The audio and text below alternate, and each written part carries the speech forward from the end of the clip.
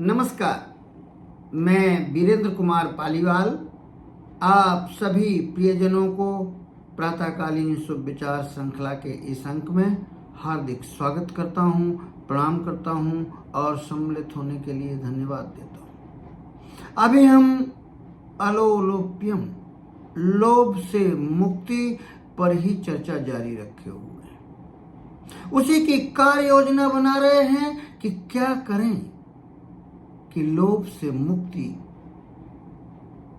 पाने का मार्ग मिल जाए, सुगम मार्ग मिल जाए। इसके लिए हम सनातन साहित्य का विश्लेषण कर रहे हैं। सनातन साहित्य के विश्लेषण में हमें श्रीमद् भगवद गीता में एक बहुत ही अच्छा श्लोक, जिसकी चर्चा हम पहले भी कर चुके हैं, पर हाँ, मंत्रवत उसको याद कर सकते हैं।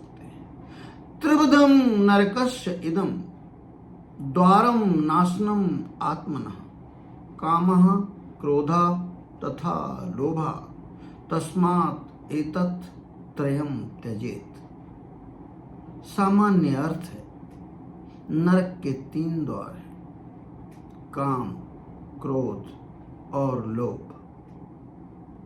इससे आत्मा का पतन होता है, इसीलिए प्रत्येक व्यक्ति को इनको त्याग देना चाहिए। इसका शाब्दिक अर्थ यही है। और सनातन साहित्य के विश्लेषण करने पर बहुत सारे समानार्थी उपदेश मिलते हैं, लेकिन जो बहुत प्यारा लगा मुझे, लोभ मूलानि पापानि व्यसनानि तथैव च। सच में गागर में सागर भर दिया। अलोलोप्यम के बारे में, सिर्फ लोभ के बारे में अगर कहा जाए तो इससे बेहतर भला क्या होगा। कहते हैं लोभ सभी पापों के मूल में मिलेगा। आप अध्ययन करिए, रूट काज आपको लोभ मिलेगा। सभी व्यसनों का अध्ययन कीजिए, रूट काज आपको लोभ मिलेगा, ग्रीड मिलेगा। ये दोनों बहुत ही करीबी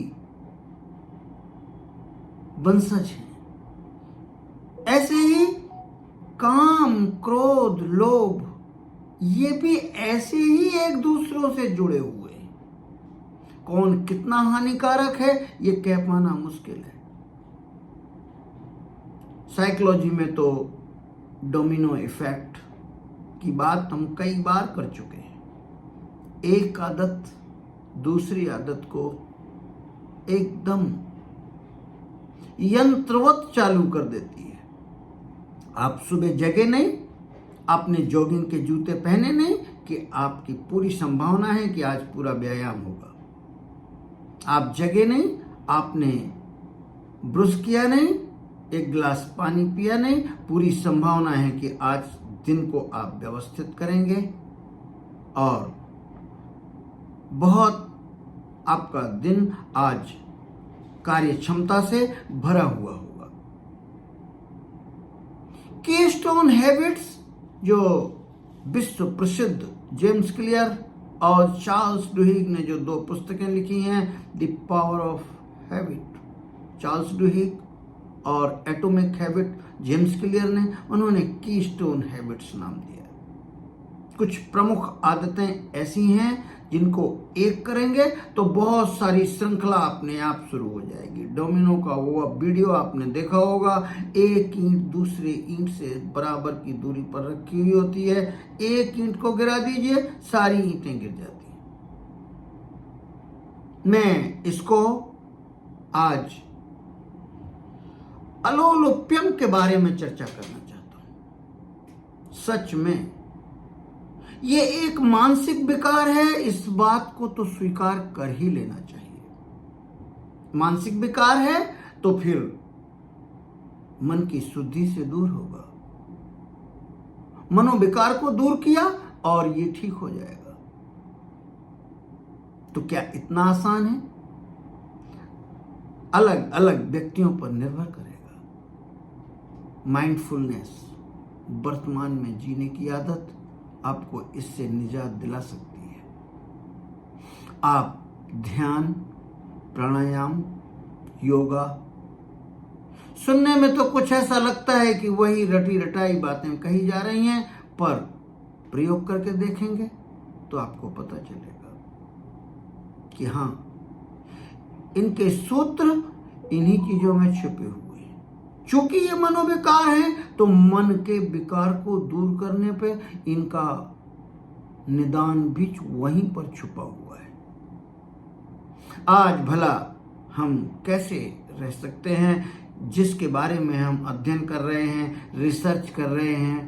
देवी और आसुरी संपदा को प्राप्त व्यक्तियों के जो लक्षण भगवान श्री कृष्ण ने पूर्णावतार ने गिनाए हैं, श्रीमद् भगवद गीता के अध्याय 16 में श्लोक नंबर 1, 2 और 3, इसको दोहराए बगैर नहीं रहा जा सकता। हालांकि ये 27 करीब सद्गुण हैं जो दैविक हैं, उनमें से हम एक पर बात कर रहे हैं, अलोलुप्यम पर, लोभ से मुक्ति पर। लेकिन आज हम तीनों श्लोकों को दोहराएंगे, विस्तार में चर्चा नहीं करेंगे। अभयम सत्य संशुद्धिम ज्ञानो योगो व्यवस्थिति दानम दमश्च यज्ञश्च स्वाध्याय तपः आर्जवम्।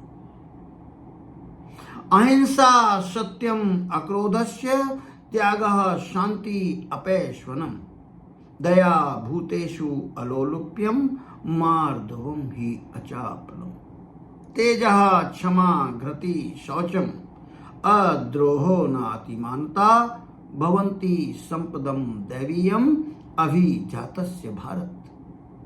हे अर्जुन, ये जो मैंने गिनाए ये दैवीय संपदा को प्राप्त व्यक्तियों के लक्षण हैं।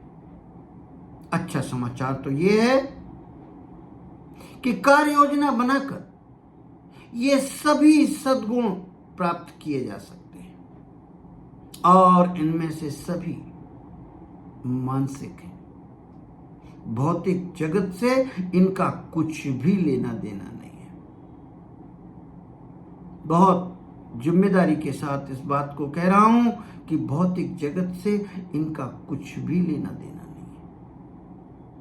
आप सोचेंगे दान, ये तो भौतिक जगत की बात हुई। जी नहीं, ये आपकी मानसिक स्थिति ही है। आप कहेंगे अलोलुप्यम, लोभ हुआ, धन और कमाने, जितना कमाते जाते हैं उतनी कमी महसूस होती जाती है। ये मानसिक है, और ये अचेतन में इतनी गहरी बैठ गई है कि अब हमें समझ में भी नहीं आता। अचेतन में एकदम आदतन, जैसे हम गाड़ी चलाते हैं हमें पता भी नहीं चलता है, हम कब घर पहुंच जाते हैं, गाड़ी खड़ी भी कर देते हैं। आप अगर स्मरण करें तो आपको लगेगा एकदम ऑटोमेटिक, अपने आप हो गया। लेकिन जब आपने गाड़ी सीखी थी तब तो ऐसा नहीं था। एक एक चीज सोच सोच कर करते थे, और गलतियां भी बहुत होती थी। चलिए, ये बौद्धिक ज्ञान की बातें हैं, पर ये बौद्धिक ज्ञान, यदि बौद्धिक ज्ञान रह गया तो ये सामर्थ्यहीन है, इसमें कोई सामर्थ्य नहीं है। जब तक कि ये आदतों में ना बदल जाए, जब तक कि ये आपका स्वभाव ना बन जाए, जब तक कि ये आपके आचरण, आपके व्यक्तित्व में शुमार ना हो जाए, तब तक इनकी कोई महत्ता नहीं है। इनकी अपना कोई सामर्थ्य नहीं, कोई बल नहीं। यदि आपको इस वीडियो के कंटेंट पसंद आते हो, अच्छे लगते हो, तो कृपया इसे सब्सक्राइब जरूर करें। यदि इस संबंध में कोई प्रश्न हो, कोई सुझाव हो, और बेहतर करने की क्षमता रखने वाले सुझाव हों, तो आप कृपया कमेंट सेक्शन में लिखें, मैं उनको जरूर शामिल करूंगा। ये